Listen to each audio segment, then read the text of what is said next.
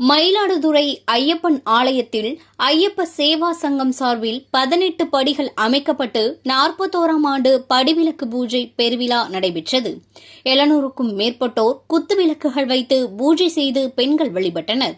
மயிலாடுதுறை மாவட்டம் மயிலாடுதுறை வியாபாரி செட்டி தெருவில் சுவாமி ஐயப்பன் ஆலயம் அமைந்துள்ளது. இங்கு ஐயப்ப சேவா சங்கம் சார்பில் 41வது ஆண்டாக இன்று சுவாமி ஐயப்பனுக்கு படிபூஜை பெருவிழா நடைபெற்றது. இதனை முன்னிட்டு சுமார் 15 அடி உயரத்தில் செயற்கையாக 18 படிகள் அமைக்கப்பட்டன. அதன் மேல் சுவாமி ஐயப்பனின் பஞ்சலோக திருமேனி வைக்கப்பட்டு ஆராதனை செய்யப்பட்டது. தொடர்ந்து 508 பெண்கள் பங்கேற்ற குத்துவிளக்கு பூஜை நடைபெற்றது.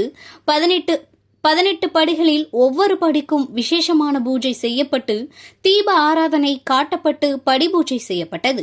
பின்னர் ஐயப்ப சுவாமிக்கு மகா தீபாராதனை நடைபெற்றது. இதில் திரளாக கலந்து கொண்டு பக்தர்களுக்கு அன்னதானம் அளிக்கப்பட்டது.